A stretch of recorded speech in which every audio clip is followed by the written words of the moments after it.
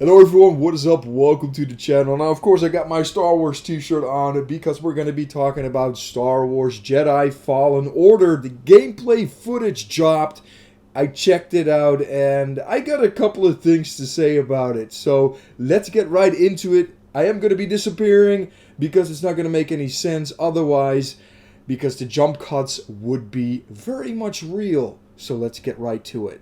Now the first thing that I'm going to have to mention is that this is alpha gameplay footage, so not the real final product. In this game you will be playing as Cal Kestis, a Padawan, and you will have a sidekick in the form of a droid named BD-1. Now after watching the footage, I think we can forget about an RPG-like experience. It definitely has a Force Unleashed feel, and that was a very linear game. For me, that's kind of somewhat of a letdown. Now, what isn't a letdown, however, is the ample use of Force powers to get you through the game and dispatch enemies. Force push, Force pull, lightsaber throws, and the apparent localized dilation of time we saw in The Force Awakens make an appearance.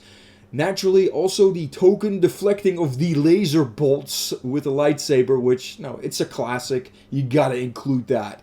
Still, I'm secretly holding out hope that there's other Force powers available through the skill tree, like Force Lightning, for instance, the more darker type of Force use. Now the game grants skill points after major kills, so it is only natural to think that you will be able to spend that on making your character more offensive or defensive orientated, and maybe, of course, get into that whole Force Lightning thing, the more dark side. Another interesting one I found was Force Echo, which allowed you to hear the voices of those recently departed just before they died, giving you clues about dangers what lie ahead.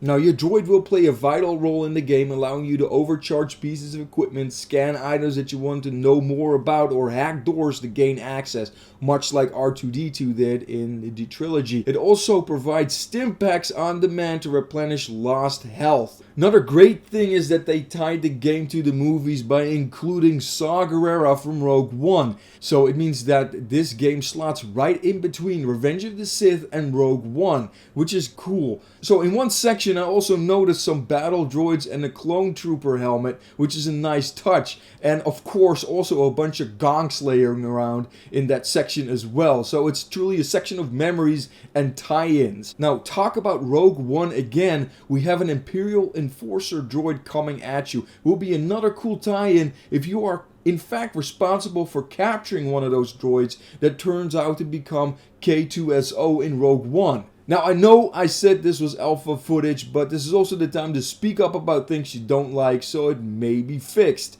Now I wasn't too impressed with the camera work, it wasn't dynamic enough for my taste.